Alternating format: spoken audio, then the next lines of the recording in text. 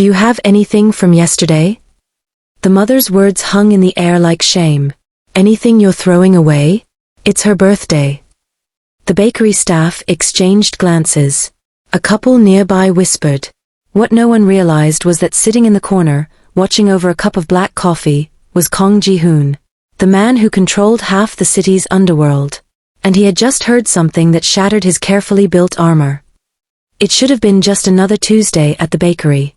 Soft light streaming through glass windows, the scent of vanilla and fresh dough, well-dressed customers selecting treats for their perfect lives. Then the bell above the door chimed softly. A tired woman entered, gripping the hand of a small girl in a bright pink dress that seemed too cheerful for the weight they both carried. The mother's shoulders were hunched, protective. Her clothes were worn but clean, the kind of clean that takes effort when you have nothing. They paused in front of the gleaming counter, where rows of elaborate cakes sat like small monuments to a world they couldn't touch. The little girl looked up with hope in her eyes and asked quietly, "Mommy, can we get one?" The mother's jaw tightened. She bent toward the counter, forcing the words past her pride. "Do you have anything from yesterday? Any bread or anything you're planning to discard? It's my daughter's 5th birthday." Silence rippled through the bakery. Someone behind them cleared their throat uncomfortably. But in the corner, one man didn't look away. Kong Ji-hoon sat motionless, his expensive suit as dark as his reputation, his expression unreadable behind eyes that had witnessed every form of human cruelty. And in that moment, watching a mother beg for garbage to celebrate her child, something long buried began to crack open inside him. What happened next would cost him more than money. Stay with me, because this story doesn't go where you think. And neither does Kong Ji-hoon. The bakery staff didn't move. The younger one, barely out of her teens, looked down at the register as if the buttons had suddenly become fascinating. The older woman behind her folded her arms, her mouth a thin line of judgment wrapped in politeness. "Ma'am," she said carefully, we have policies about." "I understand," Naomi cut in quickly, her voice dropping even lower. "I'm not asking for charity. Just whatever you can't sell. Please." Mary tugged at her mother's hand, confused by the tension she could feel but not understand. Her pink dress, probably from a donation bin, probably the nicest thing she owned, caught the afternoon light. She looked so small standing there, so hopeful, like she still believed the world might be kind. The customers had stopped pretending not to stare. A woman in designer sunglasses leaned toward her companion and whispered something that made them both smirk. A man checking his phone glanced up, assessed the situation, then looked away with practiced indifference. This was entertainment for them. A story they'd tell later about this awkward moment at the bakery. But in the corner, Kong Ji-hoon hadn't moved. His coffee had gone cold 10 minutes ago. He'd been reading a report on his phone, numbers, territories, the usual flow of his empire's blood money, but now the screen was dark. His eyes were fixed on the mother and daughter, his expression carved from stone. He knew that posture. The way Naomi held her shoulders, braced for humiliation but standing anyway. The way she positioned herself slightly in front of Mary, always protecting, even when there was nothing she could shield her from. He'd seen his own mother stand exactly like that, 30 years ago in a Seoul market, begging for rice that had fallen on the ground. The older bakery worker sighed, reaching for something behind the counter. "Look, we have some rolls from this morning that we were going to. We'll pay full price for those," a voice cut through the air. Everyone turned. Kong Ji-hoon was standing now, his tall frame unfolding with the deliberate calm of someone who'd never been told no in his life. He set his coffee cup down with a soft click that somehow sounded louder than it should. He walked toward the counter, each step measured, his dark suit catching the light like armor. And Mary, innocent and unafraid, smiled up at him like he was exactly what she'd been wishing for. "2. I'll take everything," Ji-hoon said. The bakery staff blinked at him. The older woman recovered first, her customer service smile snapping into place like a mask. "I'm sorry, sir, what exactly?" "Everything." His voice was quiet, but it carried the weight of someone used to being obeyed. "Every cake, every pastry, every item in this display." He pulled out a black card and placed it on the counter with the same casual precision he might use to sign a death warrant. Naomi's eyes went wide. "No, that's not, we can't." Ji-hoon turned to her, and for a brief moment, his expression softened in a way that would have shocked anyone who knew his reputation. "It's her birthday," he said simply. 5 years old deserves more than scraps. Mary was staring up at him with the kind of wonder that children reserve for magic and miracles. "Are you a prince?" she asked. The corner of his mouth twitched. Not quite a smile, but close. Something like that. The staff moved into frantic action, pulling boxes from beneath the counter, carefully transferring cakes and pastries and delicate confections into packaging. The other customers watched in stunned silence. The woman in designer sunglasses had stopped smirking. She looked almost embarrassed now, which was probably the closest thing to shame someone like her ever felt. "Sir, the total is over $10,000, the younger staff member said hesitantly. Ji-hoon didn't even glance at the register. "Add a tip. 20%. Naomi's hand went to her mouth. She was shaking, not from fear exactly, but from the overwhelming weight of kindness from a stranger. "I don't understand. Why would you?" "Because someone should have done this for my mother," Ji-hoon said, his voice so low only she could hear. "And no one did." The transaction went through with a soft beep that felt impossibly loud in the heavy silence. The staff began loading bags and boxes onto the counter, more food than Naomi and Mary could eat in a month. Pink frosted cakes and chocolate eclairs and croissants that cost more than Naomi made in a day. Mary reached up and gently touched Ji-hoon's hand. "Thank you for seeing my mommy," she whispered. And just like that, the ice around Kong Ji-hoon's heart didn't just crack. It shattered completely. He knelt down to Mary's level, and for the first time in 20 years, he smiled like he meant it. "Happy birthday, little one." The smell of fresh bread always brought him back. Seoul, 1995. A wet autumn evening when the street vendors were packing up and the city's neon signs reflected in puddles like broken promises. Ji-hoon had been 7 years old, standing outside a convenience store with his mother. She'd been wearing the same coat for 3 winters, held together with safety pins and determination. Her hands were raw from washing dishes at the restaurant where she worked 16-hour shifts. "Wait here," she told him, smoothing down his hair with her chapped fingers. "Just wait here, my brave boy." He'd watched through the glass as she approached the counter. Watched her bow deeply, too deeply, the way people bow when they're begging. Watched her lips form words he couldn't hear but understood completely. "Do you have anything you're throwing away?" The store owner had been a hard man with a harder face. He'd pointed at the expired kimbap in the discount bin, marked down to almost nothing. His mother had counted out coins from her pocket, hands trembling, coming up short. The owner had shaken his head. His mother had bowed again, lower this time, and Ji-hoon had felt something burn in his chest that he wouldn't have words for until years later. Shame. Rage. Helplessness. She'd walked out empty-handed, and when she knelt down to hold him, he'd seen tears she was too proud to let fall. "It's okay," she'd whispered. "We'll eat tomorrow. Tomorrow will be better." Tomorrow never came. She'd died that winter. Pneumonia that could have been treated if they'd had money for a doctor. If they'd had food to keep her strength up. If the world had been even slightly kinder. Ji-hoon had learned then what he needed to survive: power. Absolute, unquestionable power. The kind that meant no one would ever make him bow. The kind that meant he'd never stand outside in the rain, watching his mother beg for garbage. He'd built an empire on that lesson. Brick by bloody brick. But standing in that bakery, watching Naomi protect her daughter's dignity while sacrificing her own, he saw his mother's face. He saw every moment of quiet suffering she'd endured. Every humiliation she'd swallowed so he could survive. And he realized with sudden crushing clarity that all his power meant nothing if he couldn't use it to stop another child from standing where he'd stood. Mary's pink dress. His mother's threadbare coat. Some debts transcend death. 3 days later, Ji-hoon handed Naomi a set of keys. They stood in the lobby of a building that didn't belong in her world. Marble floors. Crystal chandeliers. A doorman who nodded at Ji-hoon with the careful respect people show to dangerous men. 18th floor, Ji-hoon said. 3 bedrooms. Fully furnished. Security on every entrance. Naomi stared at the keys like they might bite her. "I can't accept this." "You already did." He nodded toward Mary, who was spinning in circles on the polished floor, her worn shoes squeaking with each turn. "She needs stability. Safety. You both do. And what do you need? Naomi's voice was sharp now, protective. She'd been poor her whole life, but she wasn't naive. Men like you don't just give things away. What's the cost? Ji-hoon met her eyes. He could see the fear there, buried under the defiance. Fear that he'd ask for something she couldn't give.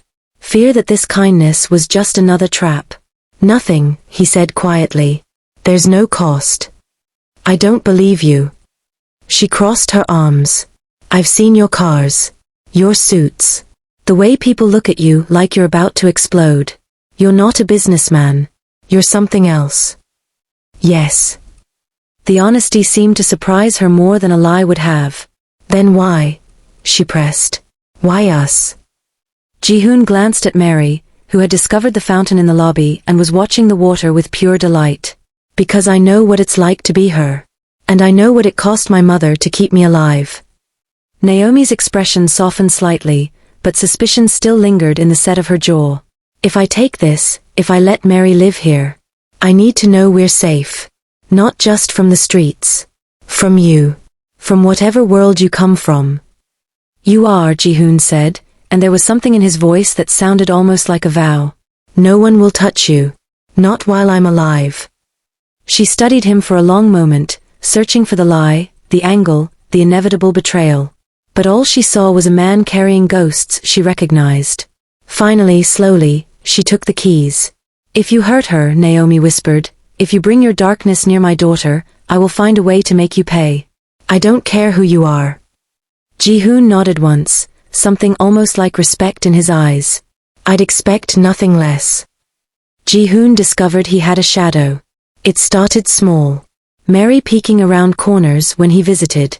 Sitting on the opposite end of the couch while he worked on his laptop, her legs swinging, not quite reaching the floor. Asking quiet questions about the books on his shelf, the scar on his knuckle, why he always wore black. He wasn't built for this. Hadn't been around children since he was one himself. But Mary had a way of slipping past defenses that would have stopped armed men. Mr. Ji-hoon, she said one afternoon, dragging a small plastic tea set into the living room. You look sad. Tea makes people less sad. He'd been on a call with his lieutenant, discussing a shipment dispute that would likely end in blood. He muted the phone. I'm working. You can work and have tea, she insisted, setting up tiny cups on the coffee table next to his paperwork. Mommy does two things at once all the time. He stared at the pink plastic teapot, then at the phone in his hand where his lieutenant was waiting, probably confused by the sudden silence. Please? Mary added, and her eyes held no manipulation, no agenda. Just hope. Ji-hoon unmuted the call. Continue, he told his lieutenant, then lowered himself to the floor across from Mary. She beamed. For the next 20 minutes, Kong Ji-hoon, the man who'd built an empire on fear and precision, held a plastic teacup in his tattooed hand while negotiating territorial boundaries. Mary poured imaginary tea with intense concentration. His lieutenant on the other end of the line didn't dare comment on the occasional thank you Ji-hoon murmured between discussions of weapon routes. You're doing it wrong, Mary whispered, adjusting how he held the cup. Pinky up. That's what fancy people do. He adjusted his pinky. Naomi found them like that an hour later, Ji-hoon surrounded by spreadsheets and toy cups, Mary explaining the complex rules of her stuffed animal's hierarchy while he nodded seriously and made notes in the margins of a contract worth millions. She stood in the doorway, hand over her mouth, not quite believing what she was seeing. The most dangerous man in the city was learning to play pretend. And somehow, impossibly, he didn't look dangerous at all. He looked like someone remembering how to be human. Mary noticed her mother and waved. Mommy. Mr. Ji-hoon is really good at tea parties. He said Mr. Bear can be the general. Ji-hoon glanced up, and for just a moment, something like embarrassment crossed his face. Then Mary handed him another cup, and he took it without hesitation. The warning came on a Tuesday, delivered with the cold efficiency Ji-hoon had once valued above all else. Yoon Tae-min had been his second-in-command for 8 years. Loyal, ruthless, and utterly practical. He stood in Ji-hoon's office with his hands clasped behind his back, his expression carved from the same stone Ji-hoon used to wear. We need to talk about the woman and the child. Ji-hoon didn't look up from the document he was reviewing. No, we don't. Boss. Taemin's voice hardened. People are talking. You're spending time at that apartment. Buying groceries. Playing with toys. The men are starting to question. Let them question. They think you're soft. Taemin stepped closer. Soft gets you killed in our world. You taught me that. Jihoon finally looked up, and his eyes held the kind of cold that had made men confess to crimes they hadn't committed. Are you questioning me? I'm protecting you, Taemin said, not backing down. From yourself. This waitress and her brat, they're a liability. A weakness your enemies will exploit the moment they realize what she means to you. She means nothing. Don't insult my intelligence. Taeminäs jaavtaittene. You moved them into one of your secured buildings. You've had guards watching them around the clock. You cancelled a meeting with the Yakuza because the kid had a school play. Recital, Jihon corrected quietly. It was a recital. The silence that followed was dangerous. You've changed, Taemin said finally. The man I followed into hell wouldn't have hesitated. He would have seen them as tools or threats. Nothing in between. But now. He shook his head. Now you're playing house with strangers while the syndicate watches and waits for you to slip. Is that a threat? It's a reality check. Taemin moved to the window, looking out at the city they controlled through fear and blood. Park Min-jun already brought it up at last week's meeting. Called them your pet project. Asked how long before you start making decisions with your heart instead of your head. Jihoon stood slowly, buttoning his suit jacket with deliberate calm. And what did you tell him? That he should remember who he's talking about. Taemin turned back. But I can't protect you from the truth, boss. In our world, love is a bullet waiting to happen. And that little girl? She's made you into a target. Jihoon walked to the door, pausing with his hand on the handle. Then they'll learn what happens when someone aims at what's mine. The attack came at 9:47 p.m., while Jihoon was across the city closing a deal that couldn't wait. Naomi was reading Mary a bedtime story when she heard it, the soft click of the front door lock disengaging. Not the sound of a key. Something else. Something wrong. Her blood went cold. She pressed a finger to Mary's lips, and the little girl, sensing her mother's fear, went completely still. Naomi's mind raced. The panic button Jihoon had installed was in the kitchen.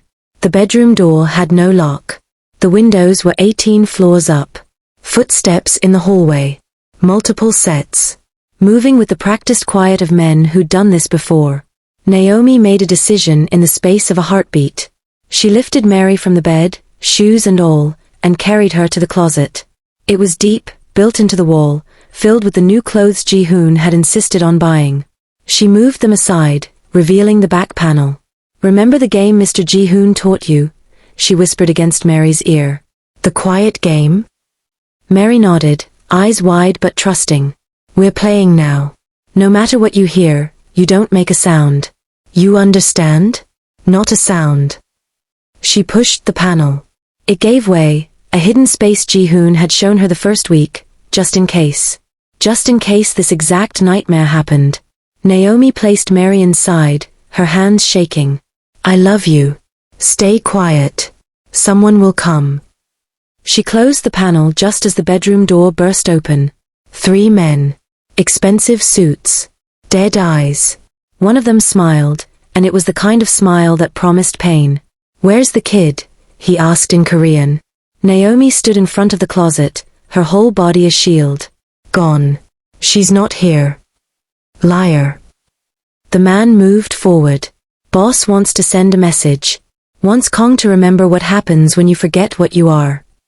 Naomi didn't move. Couldn't move. If she ran, they'd search. If they searched, they'd find Mary. So she did the only thing she could. She stepped toward them, away from the closet, drawing their attention like prey offering itself to wolves. You want to send a message? Her voice shook, but she held her ground. Then send it through me.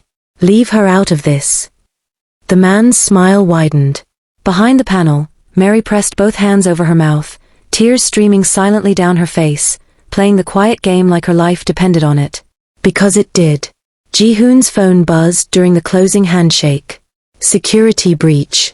18th floor. He didn't run. Running drew attention, wasted energy. But he moved with the lethal efficiency of a man who'd spent 20 years learning exactly how fast he could kill. His driver knew better than to ask questions when Ji-hoon said, "Now." They made it across the city in 11 minutes. Ji-hoon was out of the car before it fully stopped, his hand already inside his jacket, fingers wrapping around cold metal that felt more familiar than any teacup ever would. The lobby guards were unconscious. Not dead, that would have been louder. Professional work. Ji-hoon took the stairs. 18 floors at a run that didn't wind him, fueled by something darker than adrenaline. The emergency exit door on his floor was propped open with a briefcase. Amateur mistake. His people would never. He heard Naomi scream before he reached the apartment. The sound turned his blood to ice and his heart to stone, flipping some switch inside him that he'd thought Mary had permanently disabled. The monster he'd built himself into came roaring back, and this time it had something worth protecting. The apartment door was open. Ji-hoon moved through it like death itself. 3 men. Park Min-jun's crew. He recognized the tattoos, the expensive watches they wore like trophies. One had Naomi by the arm, her lip bleeding, her eyes wild with a mother's desperation. The other 2 were tearing apart the bedroom. They didn't hear him enter. The first man went down with a bullet through his kneecap before the others even registered the threat. Ji-hoon didn't waste ammunition on killing shots. Not yet. He wanted them conscious. The second man reached for his weapon. Ji-hoon broke 3 of his fingers before he could clear the holster, then slammed his head into the wall hard enough to crack plaster. The third man was smarter. He froze, hands up. But he'd been searching Mary's room. Ji-hoon's gun never wavered. "Who sent you?" "Boss, we were just." Wrong answer. The shot echoed through the apartment, precise and final. Naomi collapsed against the wall, sobbing. Ji-hoon moved past the bodies like they were furniture, pulling open the closet, finding the panel. Mary tumbled out into his arms, shaking, terrified, but alive. "I played the quiet game," she whispered against his chest. "Just like you taught me." Ji-hoon held her tighter than he'd ever held anything in his life. "You did perfectly, little one. You're safe now." But his eyes, as he looked over her head at the carnage he'd created, promised that someone else wouldn't be. The cleanup took 3 hours. Ji-hoon made the calls from the balcony while Naomi sat with Mary in the bathroom, washing away the night with warm water and whispered reassurances. His people came silently, efficiently, erasing evidence like they'd done 1,000 times before. But this time felt different. This time, Ji-hoon watched them work and felt nothing but exhaustion. Taemin arrived last, surveying the scene with grim satisfaction. "Park Min-jun has been dealt with. His entire crew. No one will question you again." "Good." Ji-hoon's voice was hollow. "Boss, you did what needed to be done. You protected what's yours. That's strength, not weakness." Ji-hoon turned to face him. "Is it? Because all I see is a little girl who had to hide in a wall because of me. Because of what I am." "What you were," Taemin corrected carefully. "You're thinking of leaving." "It wasn't a question." "I'm thinking," Ji-hoon said slowly, "that I've spent 20 years building an empire on fear. And in one moment, a 5-year-old girl taught me more about power than all of that blood ever did." Taemin was quiet for a long moment. "You saved them tonight." "I endangered them by existing in their lives." Ji-hoon looked back through the glass doors, where Mary had finally fallen asleep on the couch, Naomi stroking her hair. "They deserve better than a monster pretending to be human." "Then stop pretending," Taemin said, "and just be human." 2 weeks later, on a Sunday afternoon, Mary finally had her real birthday party. Not in a bakery. Not surrounded by strangers and pity. But in the apartment that had become home, with balloons Naomi had hung herself and a cake Ji-hoon had, surprisingly, helped bake. It was lopsided and the frosting was uneven, but Mary declared it the most beautiful thing she'd ever seen. Ji-hoon had signed his last papers that morning. Territory transfers. Leadership succession. A clean break from the syndicate that would let him walk away breathing. He wasn't naive. He knew some debts followed you forever. But he'd bought them time. Safety. A chance. Mary took a deep breath, her face glowing in the candlelight. "Make a wish, little one," Ji-hoon said softly. She closed her eyes tight, then blew. The candles flickered and died. What did you wish for? Naomi asked. Mary looked up at Ji-hoon with absolute certainty. That we could stay together. Like a real family. Ji-hoon knelt down, eye level with the girl who'd shattered his armor and rebuilt his heart. That's not a wish, he said, his voice rough with emotion he no longer tried to hide. That's a promise. And for the first time in 30 years, Kong Ji-hoon meant it.